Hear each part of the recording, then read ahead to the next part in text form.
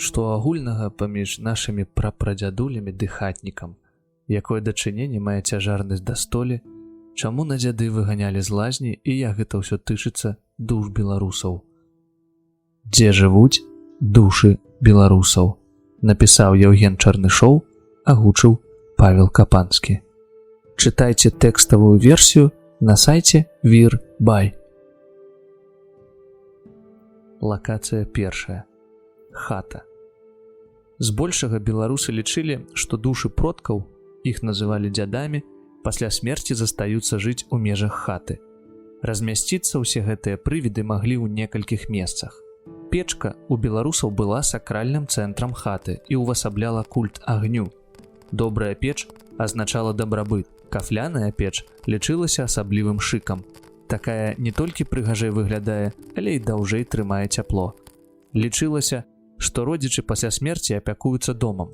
Таму не дзіўна, што дзядам пад іх бесцялеснае існаванне аддавалі ў хаце такія значныя месцы, як падпечак, адтуліна пад печкай, дзе найбольш цёпла, або печны слуп. Печны слуп – гэта самая галоўная частка печкі.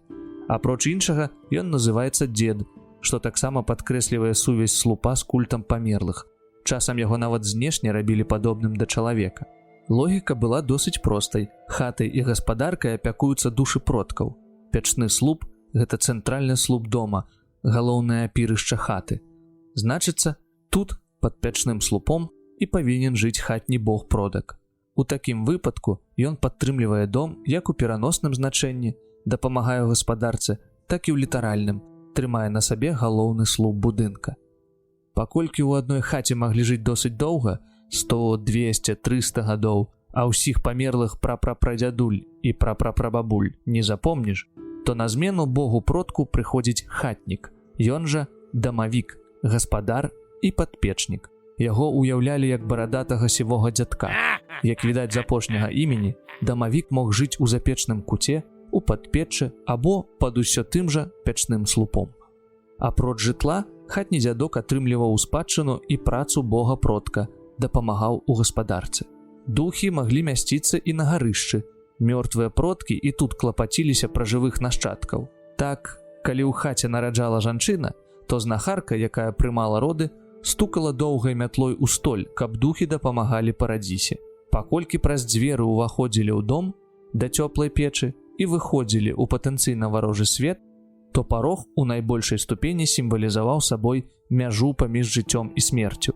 Беларусы верылі, што праз вокны і дзверы ўваходзіць і выходзіць душа. Пад парогам нават хавалі дзяцей нябожчыкаў. Калі з хаты выносілі труну, то тройчы лёгка стукалі ёй аб парог, каб вытрасці душу.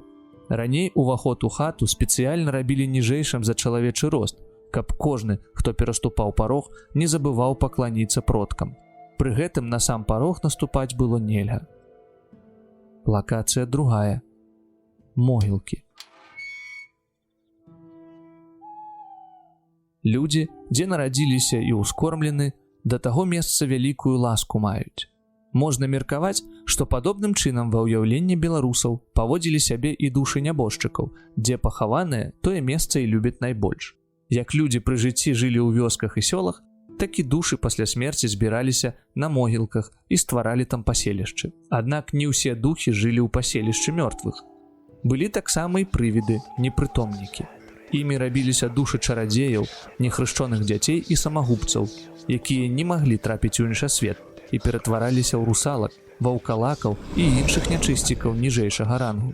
Каб адагнаць гэтых прывідаў, нанач хрысцілі вокны. Больш за непрытомнікаў асцерагаліся беларускага палтэргейста, прыблуднага хатніка.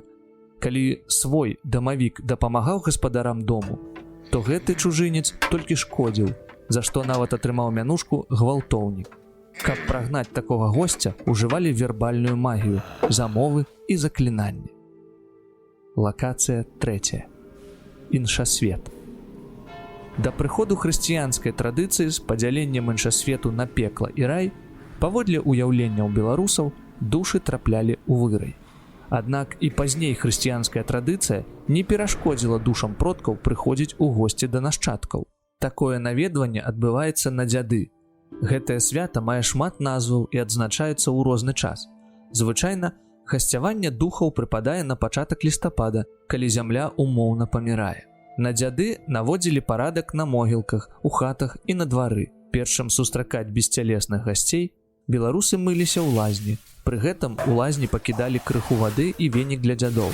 Калі нехта заседжваўся, яго падганялі, каб і продкам даў памыцца. Галоўным момантам свята была ежа, памінальная вячэра. Перад яе пачаткам гаспадар клікаў продкаў на вячэру, адчыняючы вокны і дзверы. Колькасць страў і спіртнога была рознай. Аднак, колькі б не елі пілі, абавязкова накладалі і налівалі для продкаў. Пра іх жа збольшага і размаўлялі.